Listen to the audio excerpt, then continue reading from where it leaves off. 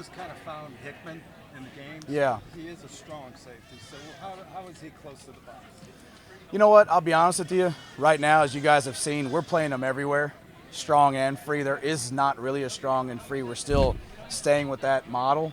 And what's come of that is a young man who actually finds the ball at the third level really well. And yeah, he has played a lot of that in his time. And he has a knack for it. So that was the benefit of that, of playing them everywhere and just seeing what they can do in Coach Schwartz's system, which is a very visual system at the safety position, and that's been a positive. So biggest thing he's done is done exactly what's asked, from me and Coach Schwartz in terms of the technique, and he's come away with the ball, which is nice. What have you seen Juan add to this room? Energy, right away. But it's funny, the Juan that you guys see is not the Juan that I have in the meeting room. Juan is like, he comes, he's got such great attitude, and he's so energetic, and you feel it and sense it. But when he's in the meeting room, he's a whole different guy. He is in the front row, first seat, locked in, asking questions, writing notes. I mean, he is awesome to work with. So he's brought the energy on the field like you guys see, and obviously the leadership. He's been to places and won nice shiny things, so he knows what it takes and knows what it looks like. But more importantly, the part that you guys don't see is really the effort that he puts in the meeting room, and then him just helping those young guys. How does he kind of try to translate the Super Bowls he was with Kansas City to the guys here? You know what I mean? The experience of getting there, how does he translate to the guys here?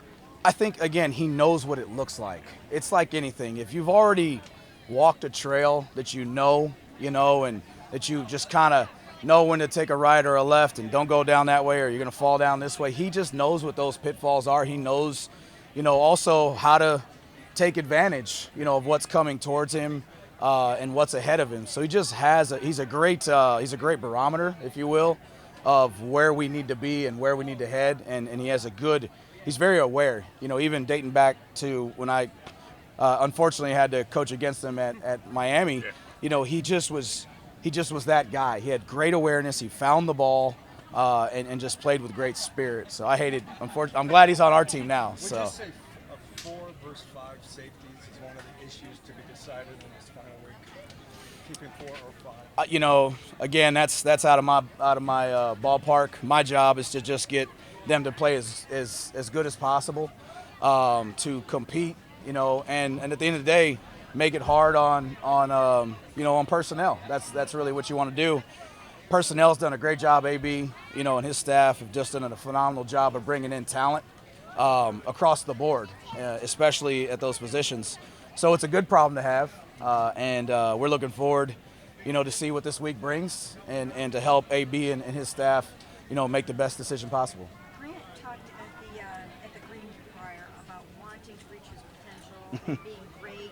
Yeah. Really, he doesn't feel like he's accomplished what he's wanted to yet. So what are you seeing from him? What I see in Grant is an extremely hungry young man, a man that is very locked into where he is currently, very aware. I think that's sometimes an issue with a young man, is just not aware of where he really is. He is aware. And to your point, he is wanting to be great. He wants to take the next step like he did at LSU, and wants to win, big shiny things too, like he's done there. And I think what he's realized is that I need to be that person and have that mentality that I did there here. And he's doing that right now at a high level. I'm extremely, extremely proud of Grant. I mean, like Juan, has just came into every single meeting, locked in, focused, attentive, coming out here and practicing extremely hard. The young man has not missed anything. I'm telling you, he went and graduated and still flew back to be on the sideline with his teammates. I mean, if that doesn't scream I'm all in, I don't know what does. So. You saw Grant and Juan in a little bump man today and those kind of things. Are you comfortable with this safety group playing man bump coverage? And what kind of concerns do you have if you got your safeties up at the line of scrimmage? No concerns. I don't. I believe in what we do. See, the biggest thing that benefits safeties in bump and run man in this system is how hard Coach Schwartz pushes dominating leverage.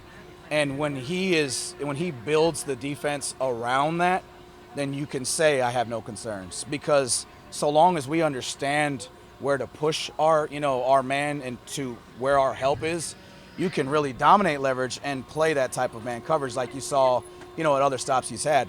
But it centers around Coach Schwartz's design of what we do. Now, in other things and other places I've been, it's a little different. And you gotta have the right type of human, and we do have the right type of human. Again, personnel's done a phenomenal job. This room's loaded. It's talented. So again, but it goes back to Coach Schwartz and how he designs the whole thing. If we're to go back to Hickman, though, when you have a guy who's like undrafted and he comes in, it just seems like he's always around the ball, he's always making plays. What can that do? Like, what kind of energy does that bring to the room when you have an undrafted guy like that? Just think about what Rod's done in his career. That's another undrafted free agent who's been in this league for 12 years, and how his play in every room he's ever been raised the level of everyone in the room. And Ronnie's done that, but what's great to see is T-Mac, answering the bell. People forget about how well T-Mac played last week. I mean, he had 7 tackles, he had a PBU, he had a sack, coming off an injury with no practice. So you're seeing young guys raise the level, and then you're seeing other guys trying to touch it, and it's just bringing the whole room up. So, again, personnel, great job with those guys, bringing those guys in. Obviously they're coached well. I know they're coaches at Ohio State.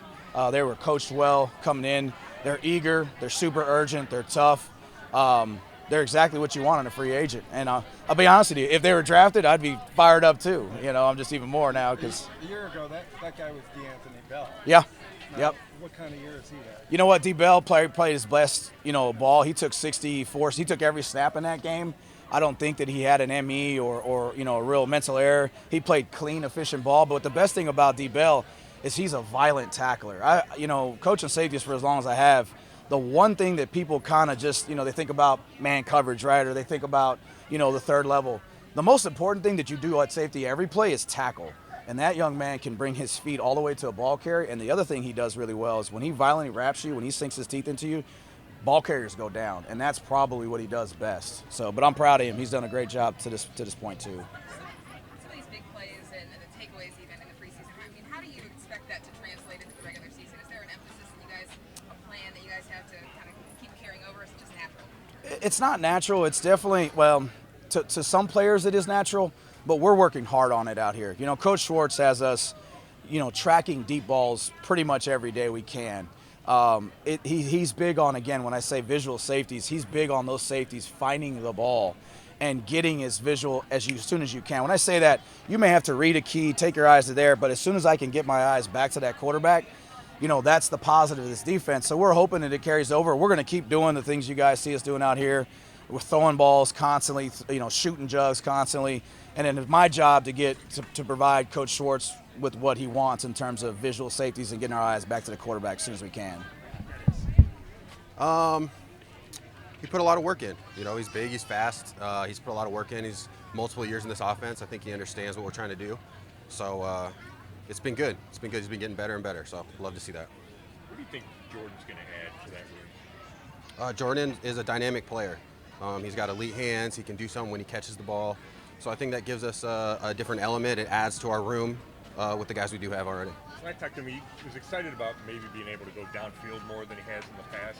Do you think he's got the skill set to do that? Oh, absolutely. There isn't anything in the receiving world that he can't do as far as from the tight end position goes. He's a super dynamic player. David talked about how he's trying to work on a little bit of everything this year because he's been in here for so long. For you, what are you looking for? What do you think he's been focusing on to take that next leap this year? Again, I've said it before here, but the tight end position, you have to focus on everything, from route running to pass blocking to run blocking. So he's got to do it all. So we can't really focus in on one thing, but if I were to give you one thing, I would say he really worked really hard in his route running, kind of referenced earlier, all summer. So he's excited to catch some passes and score some touchdowns. He seemed to really, last year, be one of the guys Deshaun really connected with over those last 5 or 6 games. How much have you seen just a growth from that to now in terms of, the connection, that kind of natural connection?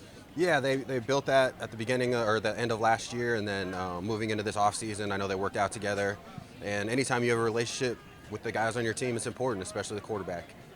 So we've seen it. I hope to continue to see it as we move into the regular season. Did they come back maybe not having the couple practices that they hope to have? I think anytime you don't do exactly what you want to happen, there's a little extra resolve there. But day-to-day training camp, there's ups and downs, and so we just try and come and be the same person every day and work as hard as we can every day, to be honest. David is bigger, it looks like. Was that like something you guys talked about, or did he just do that? I think that he just works out really hard. We didn't talk about him getting bigger at all, but his weight's right where he needed to be, and he's still fast. So be as big as you can be and as fast as you can be. That's what I like to see. Talk about the versatility in all these rooms. For tight ends, what does versatility bring in this offense for you guys? I think it allows you to do a ton of different things just overall scheme-wise. You can present a bunch of different looks to the defense, whether it looks like there's 3 receivers in or it looks like there's 2 backs in. We can be the ones to control that when we're just in the game by ourselves. So, Are you optimistic that Harrison's going to be able to be back, and is this missed time going to hurt him again? Harrison's one of the smartest players we have, and he's also puts in the work, whatever he can do. So, of course, it'll be an adjustment, but when he's back, he'll be ready to go. I'll be confident he's ready to go.